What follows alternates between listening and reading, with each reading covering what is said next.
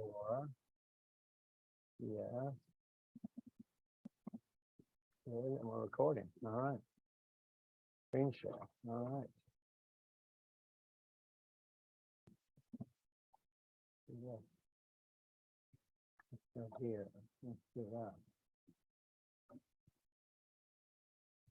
All right.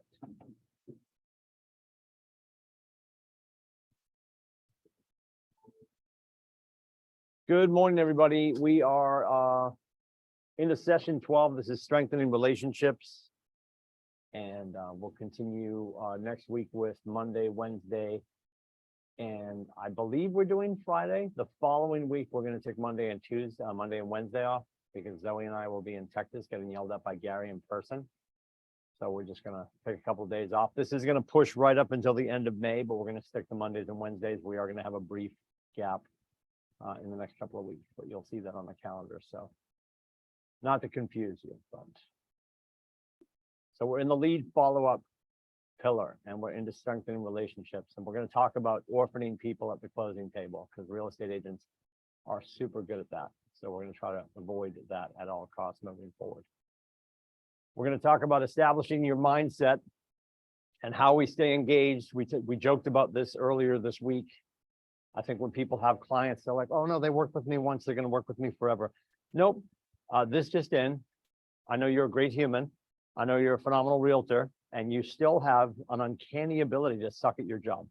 So the probability that people will always only ever work with you is ego driven, and we have to remain top of mind. We have to stay engaged. We've been talking a lot about remaining in their life, in the gap in between transactions. That's a huge opportunity for us to set ourselves apart from other agents. So we want to talk about that. Identify your goals. How are you going to stay in touch with people?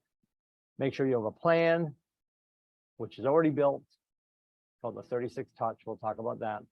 And then we'll do some recap. Maybe you've heard of Gary Keller. He's got a handful of books and a pretty decent real estate company. In Shift, he wrote, know that growth comes from clarity, priorities, and focused action.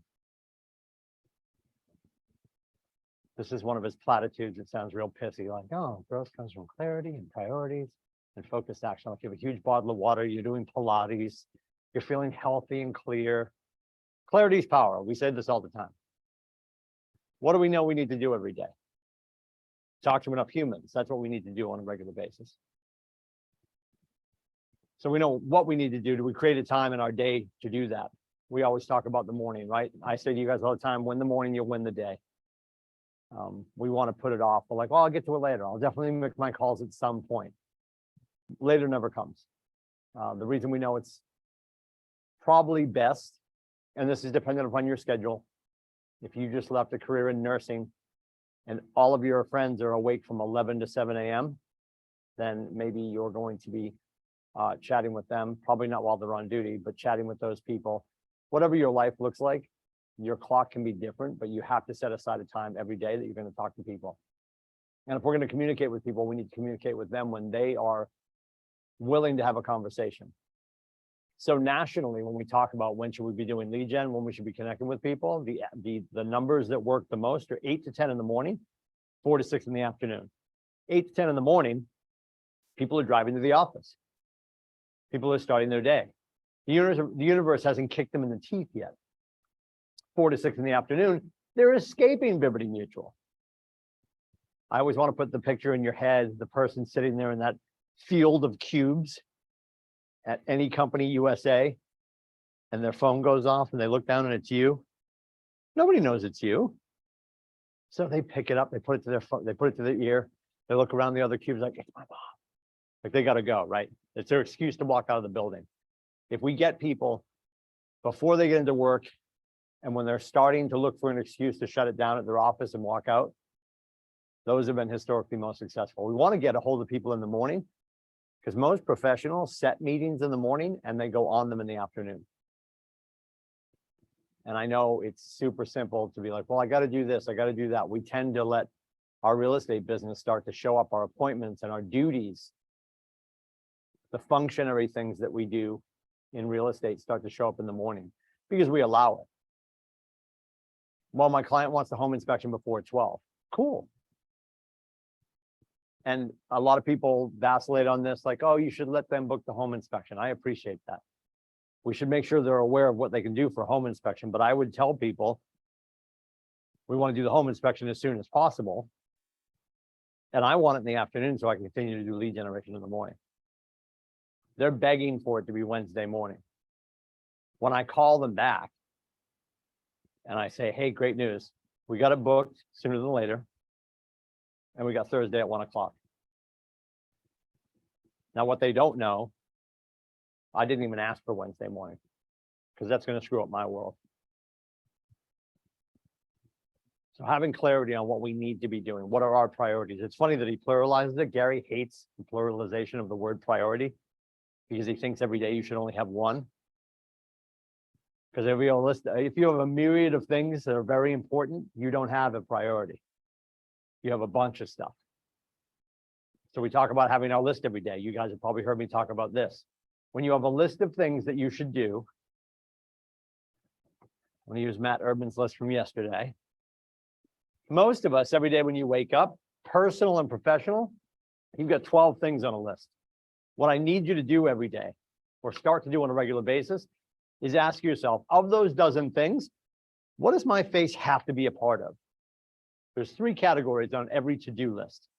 There's do, delegate, and dump. Because there are certain things that you have to do. Your face has to be a part of that. You're serving your clients. You're doing something that you, as the licensed realtor, have to be a part of. There's going to be another list of things, or a group of things on your list, that somebody else in your life is more talented at, or it should be leveraged out to put you back in your genius zone. Because if you're like, well, I don't mind doing my paperwork. If your paperwork is keeping you from getting back to getting the next set of paperwork, that should be delegated to somebody else. I really like staging. I'm going to go stage the property. If staging that property before pictures is keeping you from getting the next property to stage, you're doing it wrong, said with love, right? So we want to think about what we should be doing, what we should be delegating. And then there's things, and everyone's guilty of this at some point in their life, that you should just dump. You've got things on your list every day that don't serve you and definitely don't serve others. We ask this question all the time. What's the one thing that if you stop doing it, no one would notice? Right? Is it that crucially important 1:30 in the afternoon nap? No judgment. If you're taking naps, God bless you. But there's something that we do every day that really doesn't move the needle for anybody. And I'm not saying don't take a break. But are there activities that you're doing that you've deemed important that over time, I do this every day, it doesn't seem to be working? Well, maybe it's an untruth, but it's something you should be doing. And then focused action, right? And if you're a dual career agent, I say this to you all the time. If you've got 17 minutes a day to do KW stuff, because you've got a full-time job and you're trying to escape that and get into real estate full-time, you only have 17 minutes a day, make them super focused. Make sure you're at least having one conversation. So I think there's a lot of agents that are dual career or just getting started. They're like, I'm only having a handful of conversations, Tim. I guarantee, look at the weather here. Never mind, picture if you live in San Diego, California, and it's still 6:15 out there. I got friends in San Diego. It's 78 degrees, mix of sun and clouds every friggin' day. It's actually nice. I don't want to scare it away. It's actually nice out today on the seacoast. How many realtors, I'm using the Mass Hall version of that, how many realtors do you think are actually real estating today? A lot of agents have closings. Some of them are in Ignite. I appreciate that. Some of them are doing lead generation. And most of them are just rolling out of bed. Because the best part of real estate is we're in charge. And conversely, the worst part of real estate is we're in charge. The irony is when somebody tells you where to be, it's like, well, I have to be there. I'm employed by this horrible company called Liberty Mutual, but I'm supposed to be at my desk by 8:29. And maybe when you had other professional commitments, you were bad at being on time there too. I don't know. But when you don't really have to be at a desk, I'm going to work from the kitchen island. My cat's my director of operations. That's super cool. Can also be a gateway drug to poverty because you don't do what you need to do on a regular basis because nobody's holding you accountable. I would rather jump out of a first floor window than go over this diagram again, but here we are, right? Everyone loves the sales funnel, the classic sales funnel. And if it were a different shape and prettier colors, it would still be a sales funnel. So we're just going to leave it pretty mundane. It's black and white. The top function is us making sure that we're capturing leads. And a lead versus a contact. A lead isn't bad. A lead is Talena got a chance to talk to Stacy because her friend Veronica gave her the name. That's a lead. Stacy may or may not know that you're calling. Veronica gave you the lead. I think she's looking for a condo. So Talena makes that phone call. Talena has a great conversation with Stacy and earns the right to stay in touch with her. She's now become a contact. And it's actually in the name too, right? Because a contact means you got their contact information. As growing agents, what we tend to do on a regular basis is we hand out our friggin' business cards like Pez, and we know where those go. And I've been getting, I guess, more conservative with the amount of business cards I think you need to get started in our business. I would argue right now, the number might be 0. I would, whatever it is, and there's a lot of great companies. The last set of business cards I got ages ago. And I bought some when I moved into this role, but nobody's asking me for their my business card. Nobody cares. You guys know how to find me, and people at big events don't care to get a hold of me, so I don't really carry business cards. And I'm an old guy saying this. I'm 51. I think business cards are important to have on hand. Just don't spend a ton of money on business cards. There's so many ways to connect with people now. You now have your digital business card baked into Command. There's companies like, I think Link and Blink are both the same company. They're not the same company, but they both do the same thing. But the question is, I want to get contact information. How do I do that? Well, I think we can induce the ask by asking them for theirs. If you want to make sure that you get a chance to give out your app or give out your business card, and your app is just a digital business card they'll never lose, I'm going to ask them for theirs first. And I don't care what they do. Because even your dog walker probably has some way, some slick way of making sure you can have their contact information. So that'd be great. We'd love to do that. Do you also kennel? Because if we travel, we'd love to leave the dogs with you. Awesome. Hey, Steve, how do I get a hold of you? Do you have a card? No one's going to be insulted if you ask that. And people are like, yeah, I got this, or I got this, or I can send it to you. NFC, near field communication, you just bump their phone and you got their digital information. But when we walk around, and it's happening less and less because less people are spending a ton of money on physical business cards. I've seen so many agents walk around and hand out their card. We had an agent here in the last 2 years. They walked around this entire office. Oh God, this was so stupid. I won't say any names, so I'll protect the innocent. Literally slid his business card in everybody's door plaque. So I'm leaving my office. This is within the last year. And this jabroni, I think that's the socially appropriate term. This jabroni took his business card and slid it into the door frame, into the name placard outside my door, which prompted a call from his coach because it was the dumbest thing he could have done. And I use the term dumb with love. Your marketing, and it wasn't even an attempt to be like, hey, I hope everybody knows that I exist and I'd love referral business with you guys. I don't know what the end game was, but I can guarantee 99% of those cards probably found the round file because that was remarkably unintriguing.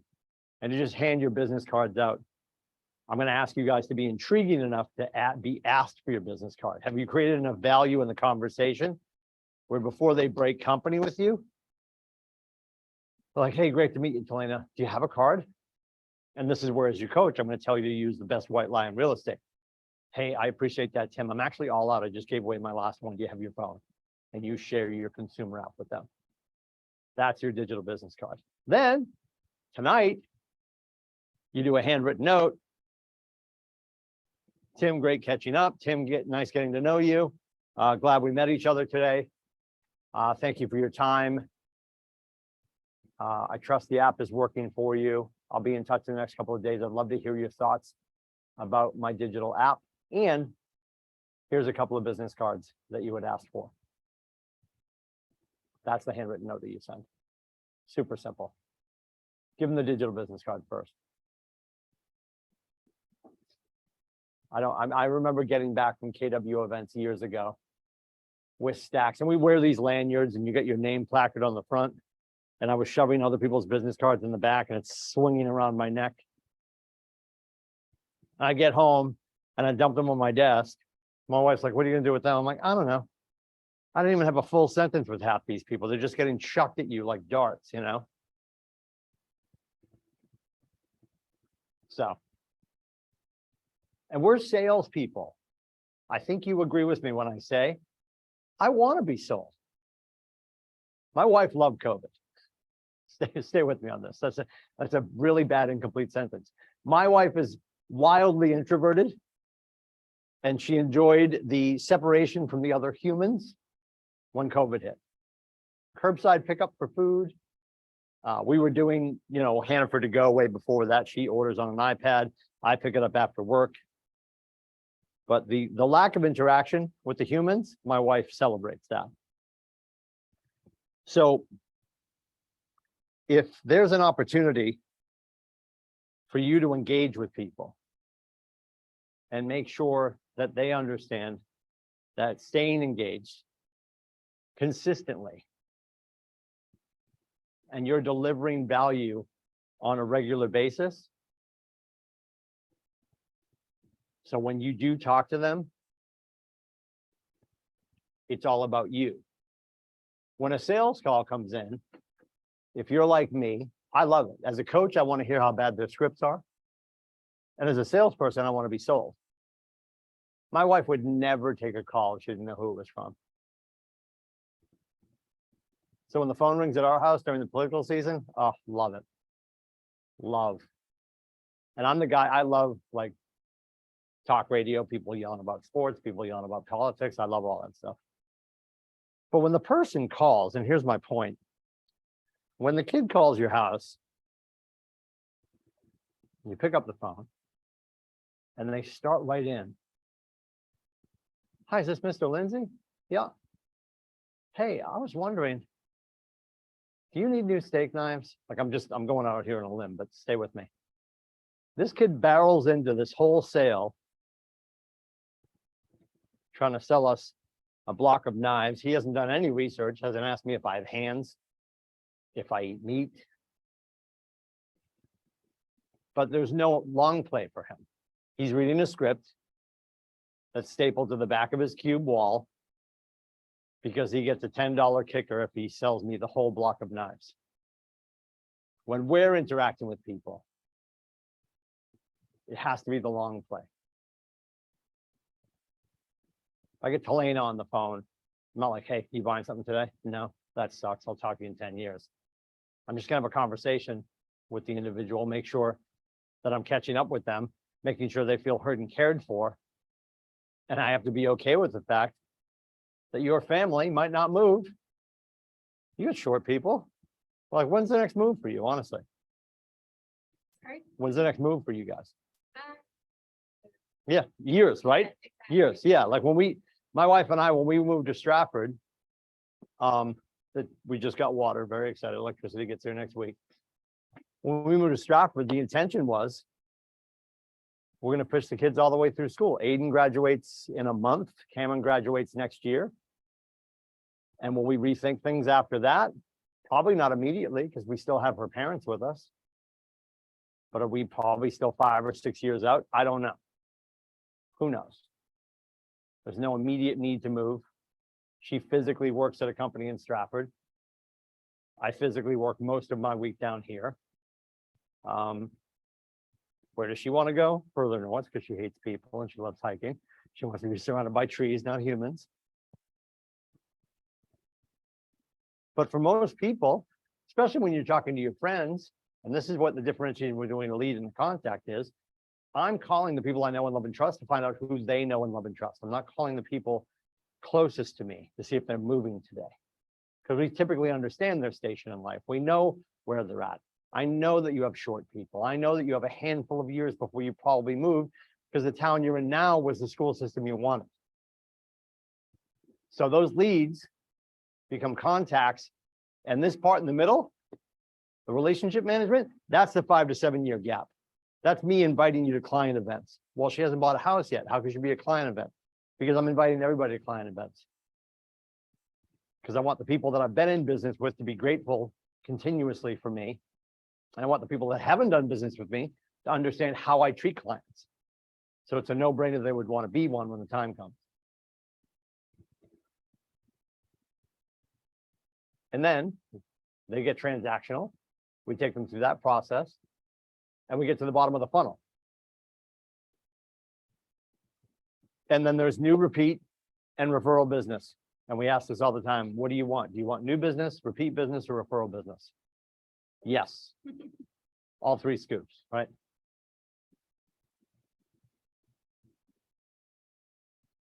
So again, a lead, you have the right to a one-way conversation. You've got their contact information. People get hung up on this. When people are like, yeah, I got a friend. I just don't know if she want a phone call out of left field. I completely appreciate that. Can you give me your contact information? I will not move a muscle until you tell me that she knows I'm calling. Or you'll get some friends be like, oh, no. I talk about you all the time. She'll be super cool. I actually told her you'd probably be calling. That's empowering your friends to make sure that they're going to be ambassadors for you. Because a well-educated friend is just going to send you the lead. Like, hey, my friend Veronica wants to move. She's looking for a condo in Portsmouth. Here's her number. Call her yesterday. And this is important. Under the contact thing, you've earned the right to stay in a two-way business relationship. And you also know what they're looking for and how they want to be communicated with. That's wildly important.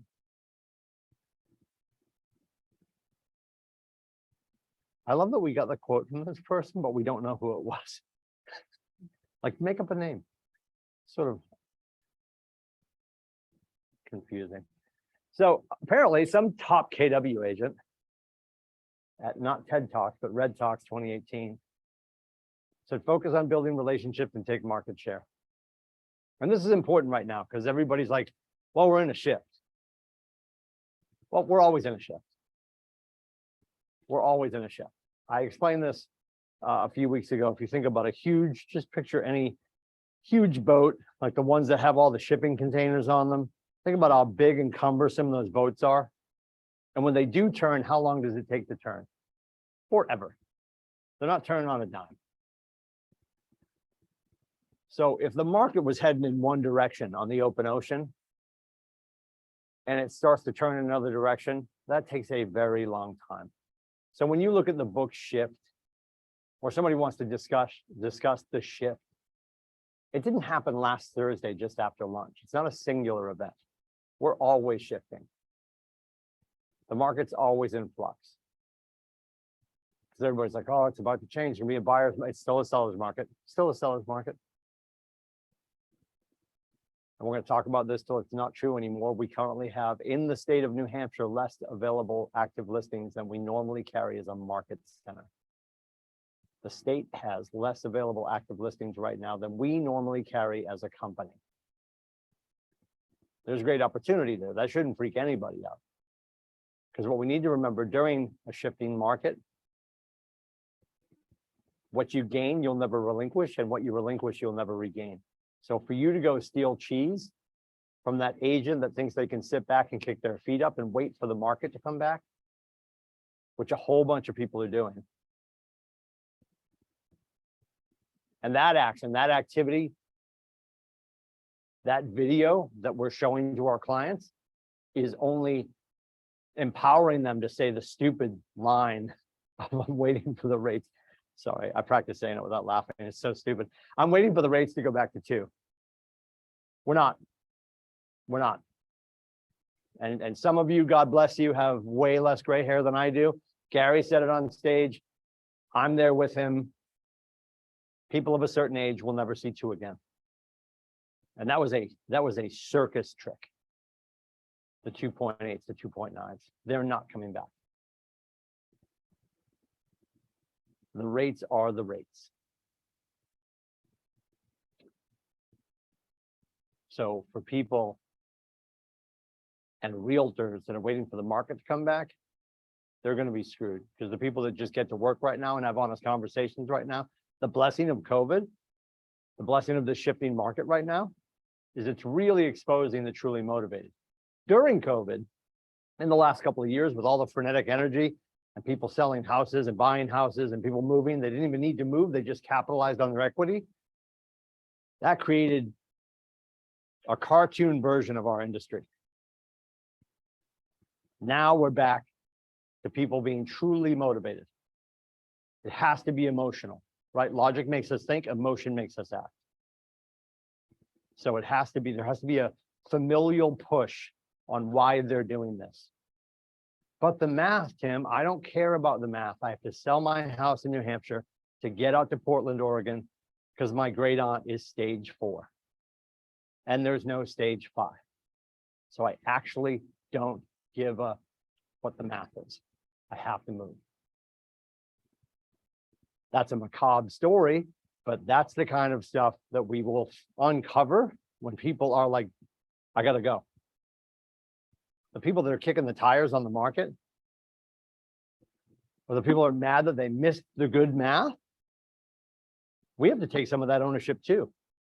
If you're dealing with a buyer right now that you've been dealing with for the last 2 years, and you allowed them to wait for it to go to 1.8, you should go out in the parking lot or your driveway right now, put the car in drive and drive over yourself, because you did them a disservice. You failed your client, and we have to take extreme ownership. We have to be the adult in the room. And right now, whatever their math is, those are the rates. They're going to keep waiting. This is what I would say. Mr. and Mrs. Lindsay, if we get rate lock right now, and you buy, and the rates magically go back to 2.9, you can refi. If we rate lock right now, and the rates go to 10, you can name your firstborn after me, take me out for a drink, and remind me I'm a friggin' genius. They're not going to stay the same. The 30-year average has been 7%. And in that bubble of the 30-year average, we've also seen 16%.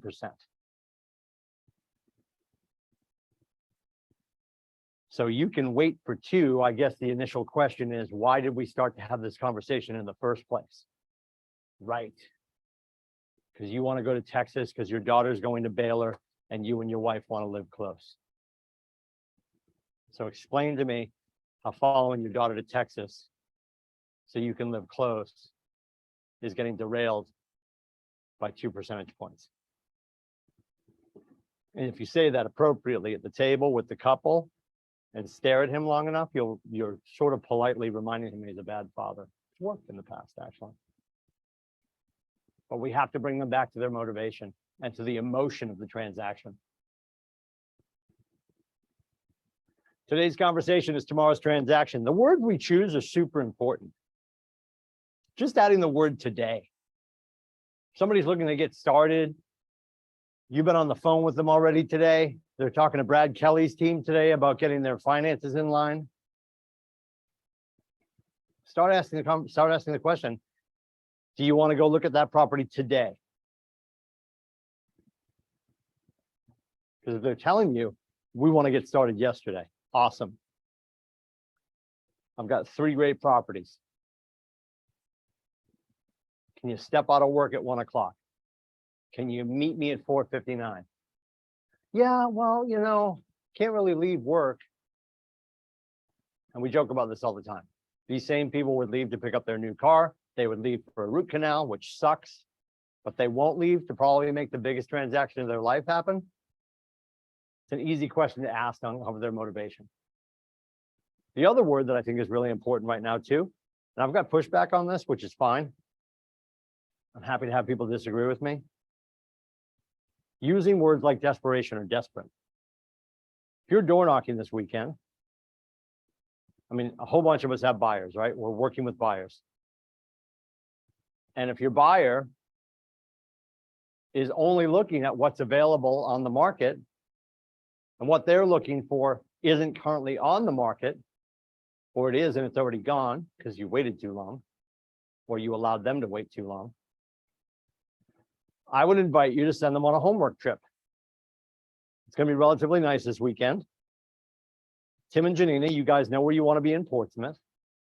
Could you drive around the south side of Portsmouth?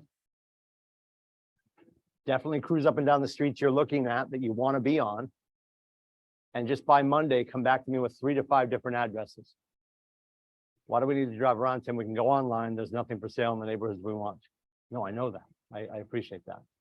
Let me be more clear. I need you to go pick out 5 houses that you would like to move into. I will then go knock on the door, introduce myself, and ask those people if they want to enter the market. This is doing something above and beyond for your client.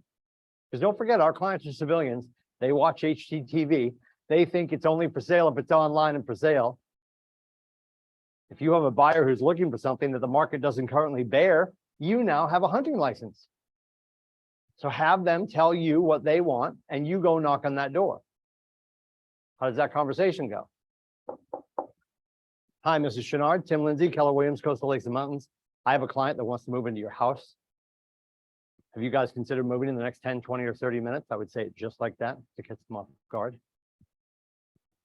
You have to be okay with whatever the answer is. You have to be okay if the family you're talking to says, actually, we've been considering, and we do have a realtor we work with. I'm not door knocking to capture both sides. If you do, great. I'm door knocking to satisfy my buyers. Now, what would a lot of people maybe say when you door knock? You know what, Tim? Serendipitous. We were talking about this last night at dinner, and our biggest concern is where the hell do we go should we sell? Great question, Mr. Lindsay. What I'm doing right now is why you shouldn't be worried. I'm door knocking for my clients. I'll do the same thing for you. If I could quietly and privately find your next house without anybody else knowing about it, and I got it to you first, would that be a problem? No. Awesome. Sign here. So it's going to do something great for your buyer. It's also going to demonstrate to the future sellers that you can do the same thing for them. Not like maybe I'll give it a try. I'm doing it now. My actions right now should prove to you that I'm not going to leave you out in the cold. We have to do things differently. Our best realtors right now are waiting for the market to come back. It is cheese stealing season. There's such a massive opportunity for people to go get market share. And some of our veterans at other companies are going to wake up and be like, what happened? Where did my 28% market share go? You had your feet up for 3 months. What did you expect? Gary, on page 81 in Shift, once you meet your new contacts, you either do business with them immediately or you don't. More often than not, there's going to be a gap in between the first time you meet them and when they pull the trigger. Either way, once you met them, you put them in your database and stay in touch with them forever. Now, does that mean that everyone you ever meet and put in your database and start a smart plan with will be your customer in the future? No. We talk about the proximity effect all the time, right? You ever gone shopping? You walk into the store, the human walks up to you and says, Can I help you with anything? You're like, no, just looking. But then you find what you're looking for, an item of clothing or the television or the computer or the phone. And I'm not going to run around the store looking for the kid that first talked to me when I walked in 35 minutes ago. I just need whoever is nearby that can help me close the deal. So you could do all the right things and then get your cheese stolen because of the proximity effect. My point being, if you're running a smart plan, that's great, but that is passive. A smart plan, for the most part, if you look at the 36 touch, and we're going to get there in a second, there's only 4 phone calls all year. You only call them once every 13 weeks.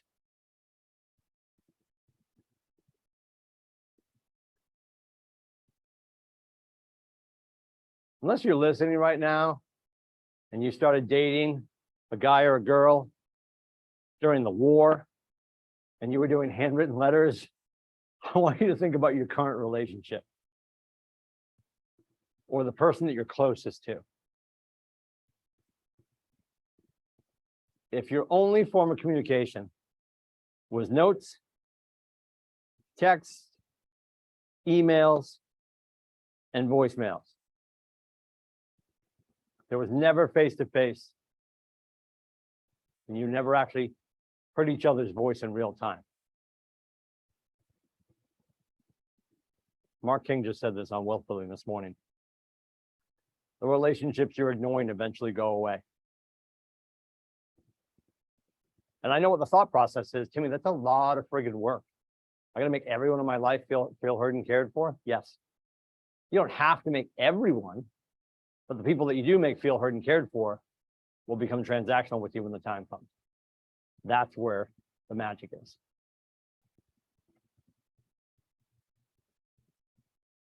I say that and I'm thinking because my wife and I have been married for 4,000 years. We've got 2 older kids. You get the roommate status, which is so much fun. King size bed with 2 cats sleeping between us that she can't stand. I am grateful for the boys though. See, the boys and the cats, I'm grateful for anything in the house that annoys my wife more than I do. And right now there's 3 cats and 2 boys, which is good. For now. Lead gen. Don't forget, lead generation is not booking the kitchen table. If that's the end game, that's a friggin' win. Lead generation is about talking to the people that I know and love and trust to find out who they know and love and trust that I could serve. Lead follow-up is once I get into communication with that new person and I keep checking in with them, staying top of mind with them. Then eventually they become transactional. And the conversion obviously happens. I'm converting them to an appointment into the transaction. After the transaction, there's post-close systems. And that's where we don't want to leave them orphaned at the closing table.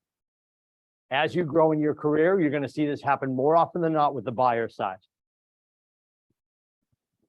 So you guys have the listing.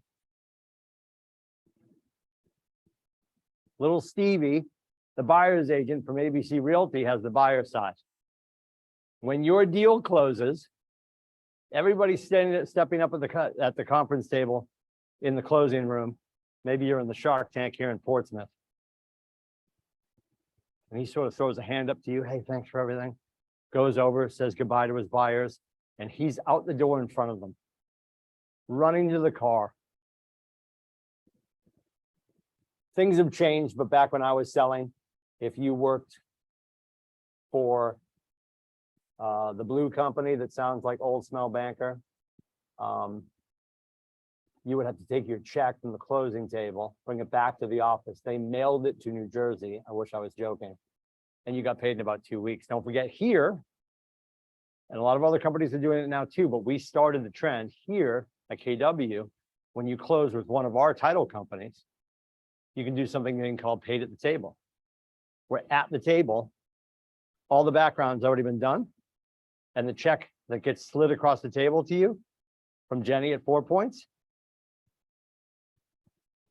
says Allison on it already, says Talena on it already.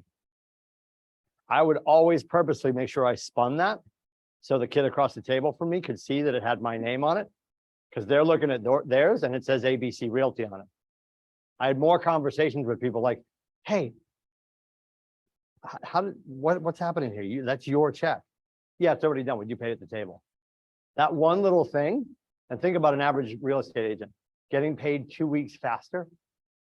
Could be all the difference in the world for some people. So he grabs his check, he's out the door. His client, the Lindsays, have their house, move in, start their lives, and never hear from him again. That's called getting orphaned at the table. Now, here's what I would recommend. And I get people that push back on this. And what we need to remember is as soon as the contract is closed, everything's executed, and everybody goes to their vehicles and goes home. I don't care who the humans are that you worked with, they are no longer your client. So if I were Allison and she's the list agent, and Talena was the buyer's agent and she ran to her car and took off, and I'm not doing this out of presumption. If I'm Allison, I'm going to remember that Talena brought the Lindsays to 123 Main Street. And that's cool. But now that the contract is over, everyone should be marketing to them. And if Talena doesn't start to market back to her buyers, when Allison sends off that handwritten note to the Lindsays, hi, Mr. and Mrs. Lindsay, it was so great working with Talena and you. Welcome to the neighborhood. Because don't forget, who had the property? Who brought the property to market? Who marketed the property to the humans that attracted Talena and her clients to the property? All Allison. So I would send a post-close note to the buyers who are now just humans living in this house. It was great working with you. If there's any questions you have about the neighborhood or anything you might need, don't hesitate to reach out. Like, why would you not do that? Because I guarantee the buyer's agent probably isn't. And I shouldn't presume that, but just watch them during the transaction. And you'll know if an agent is going to be experiential or transactional. Experiential is going to send the note after the fact. Transactional is going to be like, good luck with the house. Never going to talk to them again, which is mind-boggling. Because we always say you should be talking to the people that you know and love and trust. And what if you added a fourth prong to that fork and said know and love and trust and transacted with? Yet we don't, which is fascinating. So the goal of moving our leads into contacts and into relationship and into nurture is to get them, and maybe not them, but remind them that through them, we would like to serve the people that they know and love and trust. Maybe they're part of that conversation. You will have people that are in your life that never do business with you, but they will send you business. Because some of your closest friends just don't want you in their sock drawer. They don't want to be that, they don't want to have your chocolate and their peanut butter. Anybody remember that commercial? Reese's Peanut Butter Cups? No, thank you. Okay.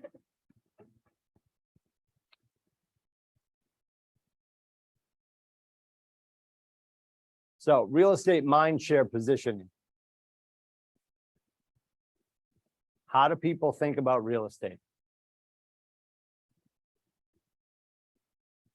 I mean, right now, we joke about it all the time. The bottom rungs of the ladder are the used car salesman, the ambulance chasing lawyer, and the real estate agent. And I'm just spitballing here, but if you think about what people just like, oh God, like if I say greasy salesperson, it's the lawyer who's going, the personal injury lawyer who's going to walk into the hospital while the kid's in a coma and slide their business card in between his fingers while it's still in a cast. Have your parents call me. The used car salesperson. And it doesn't matter. Used just sounds cheesier. Used, new car salesperson. You're out on the lot. They walk out. Ask a stupid question like, are you looking for a car? Yeah, Jimmy, I'm looking for a car, right? Or when they get super cheesy, like, hey, what can I do to get you into a Buick today? Like, whatever the case may be.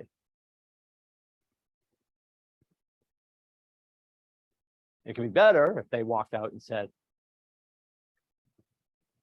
welcome to Ford, welcome to Mercedes, welcome to whatever. Is this going to be a personal cruiser or is it a family vehicle? Like, just start asking questions with the end in mind. Not a stupid question. You're looking for a car. No, I'm looking for socks and ties. Like, yes, I'm looking for a car. That happens all the time, though. It happens all the time at, I'll pick on Best Buy. I use this example all the time. And again, back to what I said earlier, I want to be sold. I walk into Best Buy. I've done all my online research. I see they have a phenomenal price. And I won't say TV because I would never pick up a TV because I have a fucking sedan. So I would definitely, but I pick up a computer monitor. But a TV monitor or a computer monitor during COVID, even right now, because COVID changed everything. If I'm one of the kids in a blue shirt at Best Buy and I see a 50-ish-year-old guy with gray hair staring at a TV, I'm going to say, is this for the home office or the living room? I'm not going to walk up and say, are you looking for a TV today? Right? So we just have to ask better questions. Don't forget, our sellers are looking for the rock star to sell their house. Buyers are looking for a property. There's not a buyer on the planet that started their search and said, I'm looking for the best buyer's agent in America. They don't do that. And they don't even actually get online and punch in best real estate. They might punch in best real estate agent looking for their seller, but that's going to be something where they start to ask their friends. Hey, who do you know that's a great real estate agent? Who does everybody use when they sell in Brentwood, in Stratham, in Greenland? And that's where marketing is important in the background, because absent their relationship with us, all they have is our reputation. And I'm not telling you to go buy a billboard or a park bench. I'm just asking you what is out there to replace the relationship with you until they get to actually meet you.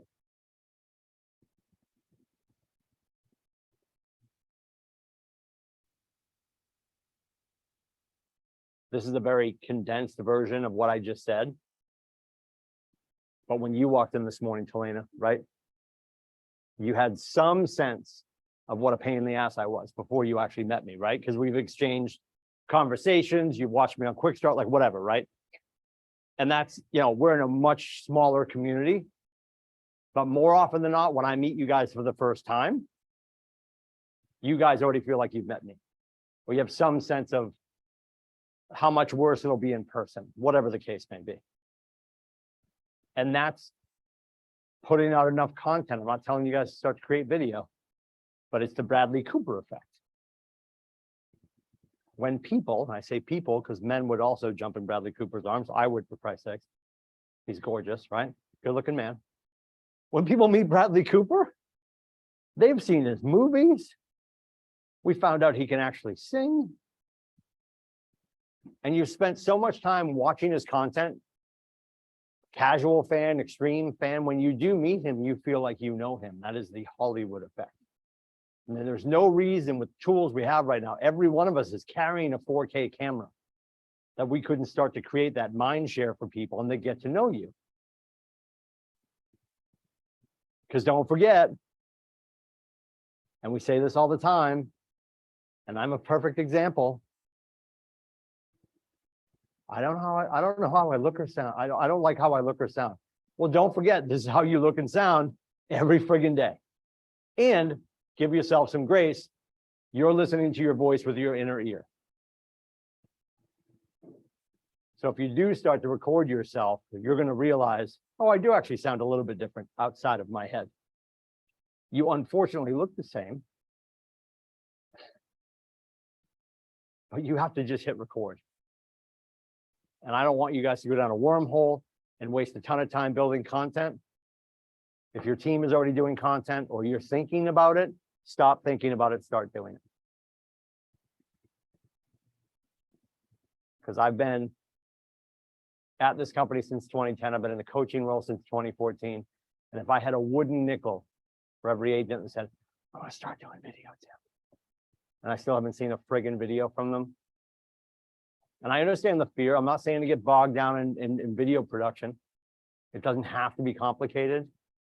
And it should definitely be on YouTube, because that's under the Google umbrella. That's where you're going to drive SEO. Now, the big limiting belief with YouTube is you feel like the content there has to be 8K, has to be long form. It has to be like an episode of Yellowstone. It does not. Now they have shorts. And you can cut a YouTube short and get the same effect. Something for marketing that creates a stickiness between you and the unmet. So when they meet you, it's a continuation of the relationship they've already started. And with any kind of content like that, you've got Google Analytics. You know how many people watched, how long they watched. And you can start to use that at your kitchen tables. Mr. Lindsay, one of our greatest forms of marketing is the video content. We shoot a video when the house goes live. They're usually not longer than 90 seconds. And people historically watch all the way through. Sometimes they watch twice. What we found is these videos that we've been doing since COVID actually act as the first showing. The second showing, they're showing up to know that they want to write an offer.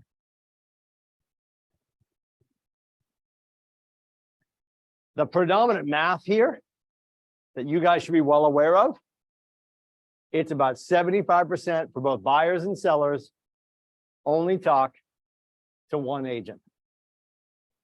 So if you keep showing up in the gap, you're sending birthday cards to their cat, you're calling because you saw that your friend Stacy hit a hole-in-one in the women's league, not commenting with all the other comments on Facebook, calling her, sending her a sleeve of Pro V1s, sending her anything.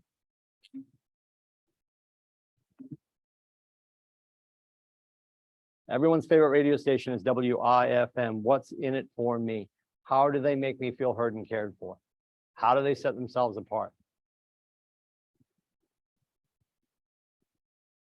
And you're not sending expensive gifts. You don't have to send anything to anybody.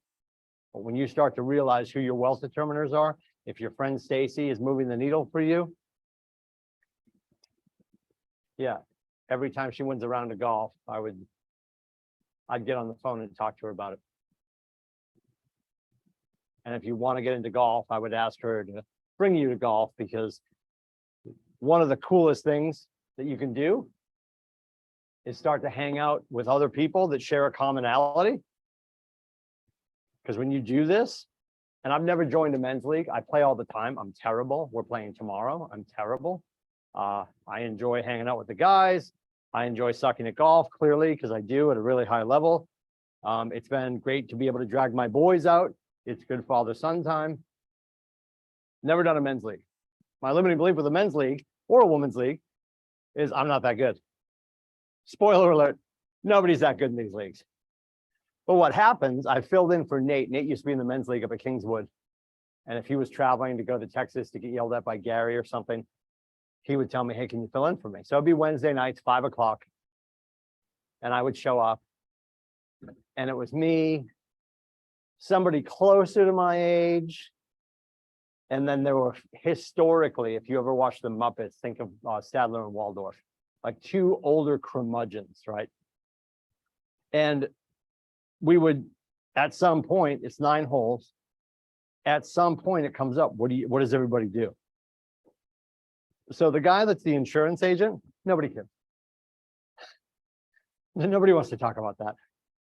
Even worse, like life insurance or whatever, like nobody wants to talk about that. It's boring. They find out you're in real estate, that's good. You're going to own the conversation. Because the two old guys, one of them plays golf every day and does crossword puzzles and hates life. And the other one is a day trader. But for the most part, the conversation is going to get gracefully dominated by you, because everybody wants to talk about real estate. So if there's something that you could start doing, Jason Abrams talks about this all the time, What are you near that you're not in? What do you enjoy doing? That if you went and did it with other people that enjoy doing it, and you showed up as the only real estate agent, that when they became transactional, at some point, everybody's going to ask each other, whether it's golf or mountain biking or whatever, hey, what does everybody do for work? And when you're the realtor, but you didn't show up as the realtor, you showed up as a fellow golfer, you're going to win them over. Converting contacts to close business. That's having conversations. That's when the door starts to open a little bit, knowing well enough to kick the door in and ask the question. It's not, do they want to buy, sell, or invest? It's asking, who do you know that we can help? Who do you know that we can serve? And most curious people might even say, well, what does that mean, Tim? Well, we're looking for listings for our buyers for our listings, and talent for our team. Oh, I thought you just got started, Tim. You actually building a team? Well, no, but my market center, there's always room for more talented people. Because those three questions are going to get me a listing, a buyer, or somebody interested in joining real estate. That person joins the company. They sit down with Jeff or Virginia and Mark. They're filling out the paperwork. Everybody signs a BSA, the binding sponsorship agreement. And the question asked is, who is procuring costs for you to come explore this conversation? And at that point, they say, oh, it was Allison. Oh, it was Talena. Oh, it was Tim. And you build your growth tree for future passive income. Are we asking that question? Are we putting ourselves in a position to get a chance to ask that question? And the more we do it, the more comfortable you'll get. It won't be salesy. When our friends start to understand this is how we run our business. I've been talking about this incessantly. If you had a restaurant, people know how to do that. Humans know how to restaurant. My friend has a restaurant. I go, I sit down, I order, I chew, I pay, I overtip, I rave, I go back. They don't understand how to help us in real estate. We have to tell them. Most of you have told most of your friends you're in real estate, yes? Okay. Do you think with the friends that you've told that you're in real estate, if we called them right now, they could explain to me what you do? No, I appreciate the honesty. So that's where you have to have that weird conversation with even your best friend and be like, hey, Stacy, I completely appreciate how excited you are for me with real estate. And I failed you because I haven't really given you the opportunity to be part of it. And I was talking to a friend at the office, or I was talking to my coach, for me to empower you to help me do what I do. And I know you feel like you understand what I do, but to be quite honest, a lot of people just assume from watching TV that there's just all these leads, all this money, unicorn rides and ice cream. And I actually require the people that I know and love and trust to tell me who they know and love and trust. So in layman's terms, what I mean, Stacy, is if you're out in the wild this weekend and you hear somebody say real estate, I need you to tackle them and call me. And until we actually clear it up for them, they don't really know. They have a concept that's usually way off. Remaining top of mind, highly important. Most people probably have 3 names. And people might even struggle with that now. Who are the 3 people that you know that are in real estate? You ask your friends that, they'd be like, well, you, and they might name 2 other people. If you weren't the person asking, if I called somebody in your phone and pretended to be a survey, said, hey, Tim Lindsay, calling from the New Hampshire Association of Realtors. Who's the top 3 realtors that you know? Without you standing there, staring at them, would they remember that you're in? And we want to be at least the top 3, if not the one. And leveraging mindshare, having the honest conversation, making sure they understand that you require their help to do what you do. Here's the 36 to convert. Only 4 phone calls. This is all year long. It's going to be 9 touches a quarter. Only 4 calls. 26 touches, biweekly emails, 2 events, I think we can get away with 4 events actually, because you could do one every quarter. Doesn't have to be costly. Attach yourself to something that's going on in and around town and invite people to it. You're going to be at the fair, you're going to be at this, you're going to be at that, or join the board for the fair and become part of it. If you love that fair, join the board, be one of the people that's constantly pulling people in. Because at those meetings, at those events, people will be like, oh, what do you actually do for work? Because everybody does something. They're just part of the board after work. What do you do during the day? You're a realtor. And then 4 times promotional direct mail. You can do EDDM, every door direct mail, the magnets, calendars, anything like that. You can make your 36 touches whatever you want. I don't think there's need to deviate from this because we know that this works. We've been talking about a 36 touch forever at KW, and people that run it consistently. We know a 36 touch run on 600 people in your database, at least 600 people are going to get you 50 deals because it's a 12-2 ratio. For every 12 people in your database, there'll be 2 transactions. 50 deals over the course of the year. It's a really good year. That number might freak you out because you're just like, well, I don't know if I can handle 50 deals. It's going to be leverage. You're going to hire your realty leverage to do your transactional coordination for you. I certainly would. I hated doing the paperwork when I was selling. And hate's a strong word. I would argue when it comes to transaction coordination, it's not strong enough. Hated the paperwork. You guys remember from the other day what the 6 connection questions are? If you're a reporter and you're trying to write a story, what are the questions we ask? The 6 connection questions. Who, what, where, why, when, how, right? Who, what, where, why, when, how. Taking our clients through those questions. Who's moving? Who are you using? What are you buying? Where? When do you need to go? How do you want to do it? Fill in all those blanks. Those are the connection questions. They're all going to be camouflaged in an intake sheet, most of our teams, and baked into Ignite as well. There's intake sheets. When you're on the phone with a buyer or seller, the questions you run them through to make sure they're not working with somebody else, to make sure you have a general idea about their goals, what they're looking for, and their time frame. And yet another acronym from KW, so much fun, the MOFR. Making an offer for an immediate response. Make offer for immediate response. And this is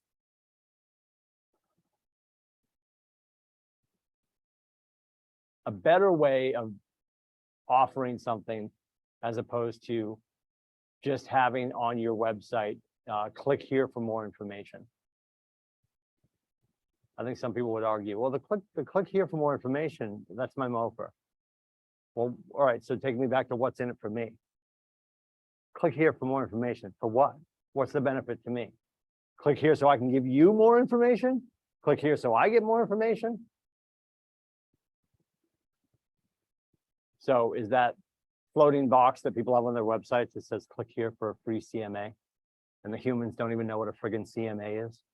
That makes no sense. Drives me crazy. Don't use the word free. I will die on this hill. If we are creating a business relationship with another human on planet America, in the first 7 seconds of your relationship, if you're a professional that intends to get paid at some point, take the word free out of the sentence, out of your lexicon, light it on fire with 2.9%, and never speak of it again. Would you like a professional equity update? Would you like a professional home evaluation? We got to stay away from CMA. They don't know what that stands for. I would argue we probably have some agents in America that have heard CMA and they know what it is, but they probably don't know what it stands for. Comparative market analysis. The humans don't know that. Don't tell them you're going to send them a listing card from the MLS. They think the MLS is a soccer league. It's the multiple listing service. And I fall in this nerve sword all the time when I'm teaching. I use acronyms and you guys are like, well, I don't know what he's talking about. So when I do that, please stop me and punch me in the face so I can explain myself. Please don't do that with the humans. Our job is to communicate, educate, and facilitate. If we're using acronyms they don't understand, they're going to start to shut down. In your workbook on page 122,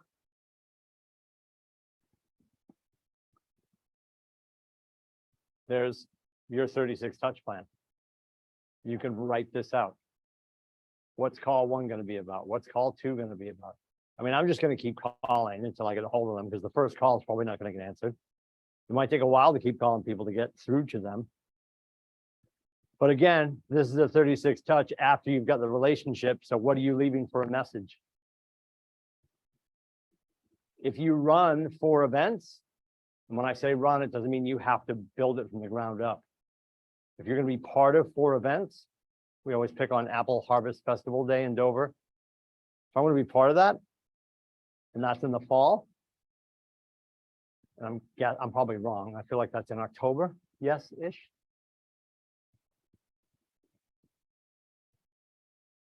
Then I'm going to call around that for 90 days.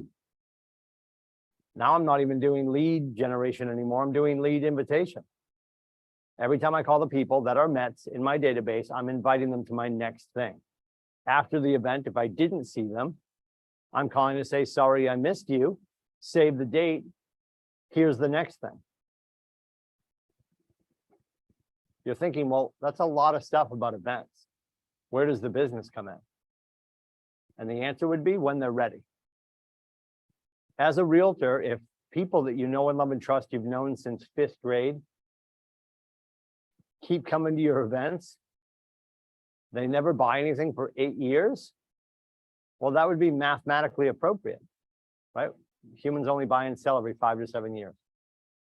But that same person that's coming to all your events, now look back and be like, yeah, since I started real estate, Stacy's come to almost every event. She's brought some friends sometimes. And in that same 6-year window, she sent me 12 referrals, 8 of which worked out. Because don't forget, your friends send you an at bat. It doesn't always land. Maybe the person's not ready to move forward, or maybe you just sucked at the kitchen table. But Stacy still sent you 12 at bats. 8 of those bats closed. Our average GCI check is 10 grand. Stacy's brought $80,000 worth of gross commission income into your business.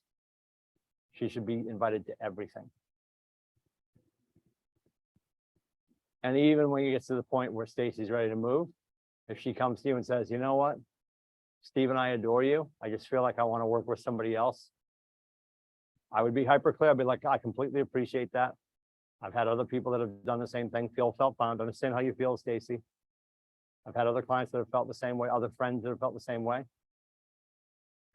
And 2 things. What we found is I will put you with somebody that I love and trust, and you'll be in great hands. And please also remember that our decision to do this means you never call me behind their back to talk business. If you're asking me to not be a part of it, I'm not going to be a part of it, because that will happen. You send your good friend Stacy over to Steve the seller, and she's on the phone with you every other night. Hey, just wanted to check with you, Tim. So Steve said we should do this. Is that what we should do? You asked me to recuse myself from the bench. I am not in the courtroom. I'm not going to talk to you about what's going on. But as long as you are super clear about that. Oh, I thought I could still talk to you. Well, you know, and I say this all the time, and people say this to me all the time. Timmy, it's really difficult to manage expectations. Yes. Yes, it is. And usually it's most difficult to manage expectations when we never set them to begin with. So if you don't set the expectations, how in the hell would you be able to manage them?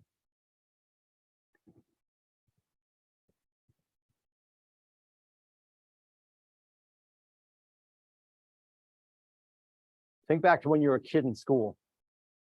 You started with a new teacher. He or she probably set the rules. You have a question, you raise your hand. You want to go to the men's or ladies' room, you raise your hand and ask permission. Your feet are gonna be on the floor. When I say pencils down, pencil, like, they explain, they set expectations. You understand. There are expectations set when you start a job with a company. There are social norms and expectations when you go to church on Sunday or temple on Saturday. You're not sitting there watching the Patriots at 12 o'clock mass because it ran late, screaming with the sound up about the kickoff fumble. Like, oh, I didn't know this. Was this a problem, everybody? I'm sorry. And they don't go over that, but your parents do. I'll never forget that. My parents had baby books for all of us. And I think my dad took me to mass the first time. It was just he and I. And he wrote in my baby book, Tim's first mass, exemplary behavior. Now, I don't remember, but I'm sure before Richard E. Lindsay got me out of the car and we went into church for the first time, I'm sure my father, how do I put this delicately, reminded me that he brought me into this world and that he could take me out. I'm sure there was a stern explanation and a setting of the expectations before we marched into 12 o'clock mass. So the priest doesn't need to do that. Because the people in charge of your household will set those expectations. You go into a family party. Now we're about to go inside. Everybody behave, take your shoes off. Don't punch your cousin Teddy. I know he's an idiot. Please, thank you. Wash your hands before dinner. And make sure you thank Aunt Julie before we leave. Everybody's like, yes, Mom. That way she doesn't have to manage it. And if you grew up in an Irish Catholic household, I'm raising my hand. We live by the fear of God and Dick and Shirley. My mom had the spoon drawer. What did you guys have at home? Anybody have a wooden spoon?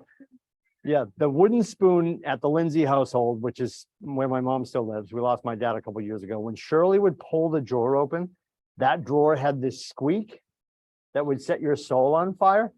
And I think it was my ass, which was bony at the time. It was now a broken wooden spoon.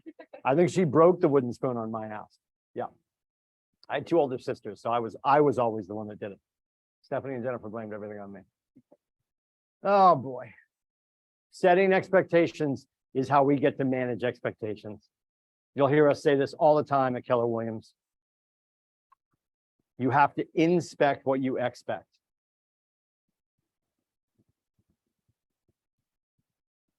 And an honest, clear, and candid conversation with your clients, with a team member, with a peer at this office.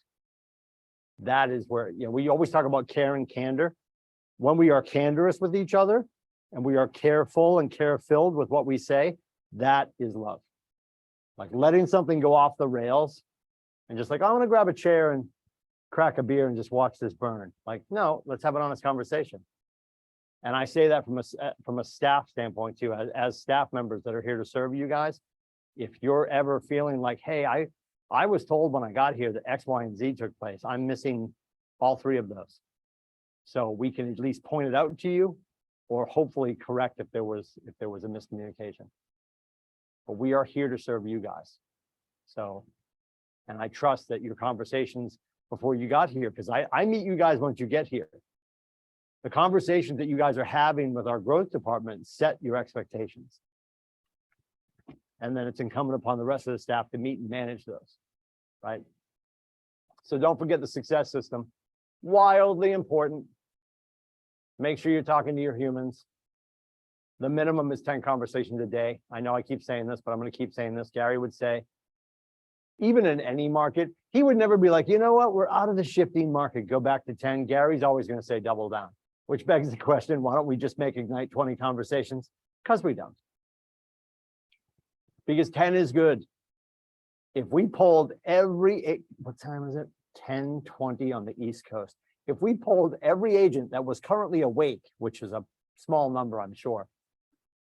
If I checked in at 5 o'clock with every agent on the East Coast and say, did you talk to at least 10 people in which the opportunity to talk about your business and ask for help came up, you would be spiraling if you realized how many people didn't even do that.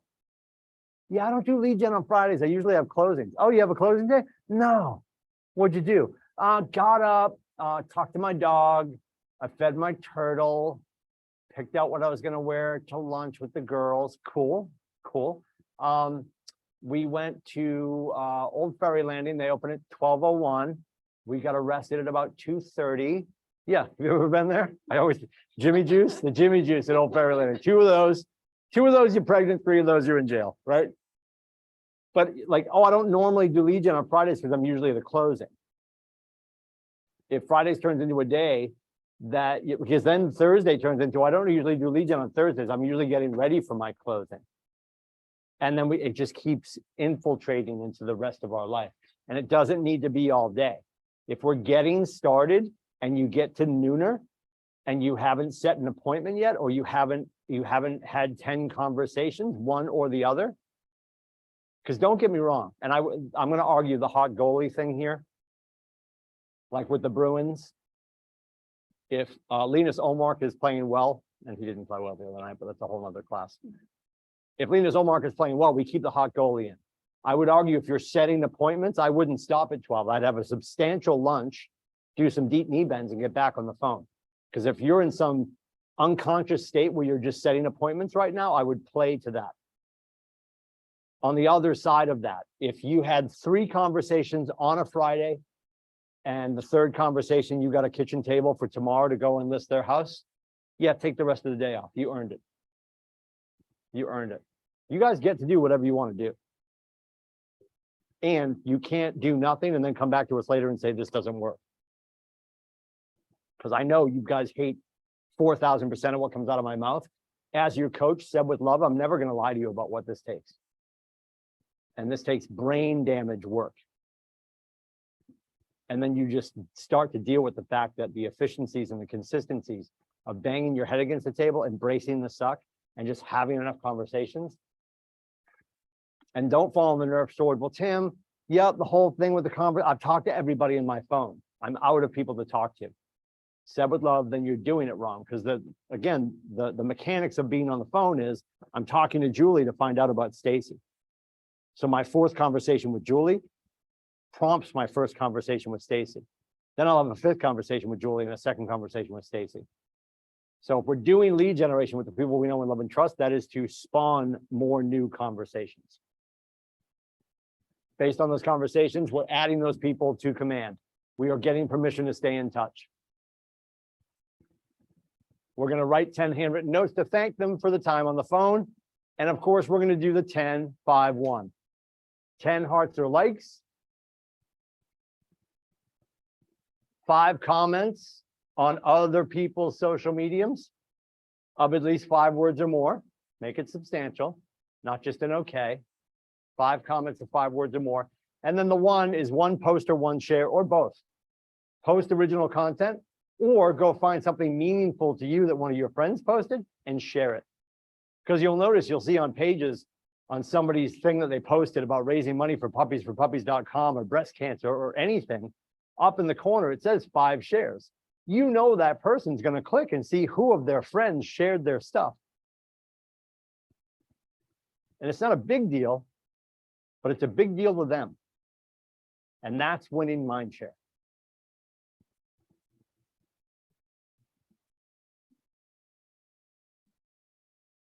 We tend to overestimate what we can do in a year, and we underestimate what we can do in 5. And 4 or 5 years from now, when you're still in this business and enjoying growth, it's going to be because every morning you do the same damn thing to some extent. It'll change a little bit. You're going to have leverage in your life, but you're going to be doing some form of the same damn thing because the lead generation can't stop. Don't forget about our friends over at TCPA, the Telephone Consumer Protection Act. It is $43,280 per violation. There's a French word for that. It sucks. It's not a good time. Make sure you're going to donotcall.gov. If you are going to be calling expireds, FSBOs, unmets on a regular basis, you want to make sure that you can check their name against the DNC. The best way to avoid this altogether is just to call the people in your phone. As we always say, Aunt Julie might be on the do not call list, but when you call Aunt Julie, she won't be mad you called. She's on the do not call list for people that she doesn't like, people that she doesn't know. I engage in every conversation in the spirit of contribution and that people are happy to be in relationship with me. The bold law we used to have, or the bold affirmation used to be, they're home, they're happy, they're going to list with me. Either way, let's not avoid these things. Figure out what's going to make sense for you to read every day to remind you that it's important to do what you do. The one that I love, if you guys have read it yet, has anybody read Michael Mayer, The 7 Levels of Communication?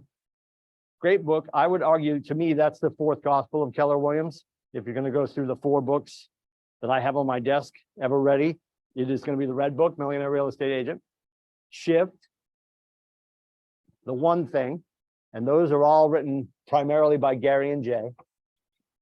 And then Michael Mayer, who's actually a Keller agent, and it's M-A-H-E-R, Michael Mayer.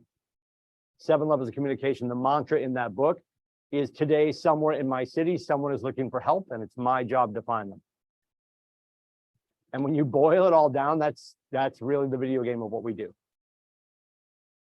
Am I going to have enough conversations every day that I find the person that was looking for help? Because it's not always going to be a kitchen table. It's not always going to end with a rainbow and a bag of money. But when you put your head on the pillow tonight, ask yourself, did I get a hold of the person that was looking for me? Did I move the needle for somebody? Because you might end up having a 1-hour conversation with somebody that went bankrupt this morning. And they are 7 years away, unless they do expeditious things to fix their credit. They're probably 7 years away from their next purchase because of their bankruptcy. How you treat them in that gap will be wildly important. And if you get them connected to the right people and they can expedite that process and buy a house in 5 years, and this morning before you talk to them, they thought they could never buy a house again. That will be a raving fan. They will talk about you incessantly. They will be a wealth determiner. Yeah, they're not going to buy something until 2030. Yeah, when they do buy something, it'll be 280. But in the next 7 years, how many people will they tell the story of Allison, the story of Talena, and rave about you? Because you've created a rational loyalty with them. I keep forgetting to remember the name of this. I remember so many friggin' things. Can't remember the name of this book to save my life. The Ritz-Carlton, I think it's called The Gold Standard. The Ritz-Carlton wrote a book about their guest experience. And in there, they talk about irrational loyalty. And irrational loyalty is ultimately when somebody says, you've got to work with Allison. Why? I can't explain it, right? It's that je ne sais quoi, that intangible. It's the way she makes me feel. When I talk about this all the time. Maya Angelou, right? Maya Angelou said, people will rarely remember the words that you say, they'll remember how you made them feel. So when people have the irrational loyalty, they haven't even transacted with you yet, but they know of you, their relationship with you comes from other venues in your life, but they know that you're trustworthy. They may never transact with you, but they're going to send everyone they know to you. Monday, we're back at it, qualifying potential buyers and sellers for session 13. Before we go, anybody online have questions, comments, concerns? Deep thoughts? Talena, deep thoughts? No. All right. All right, guys, I appreciate your time. We'll see you on Monday. Have a great weekend.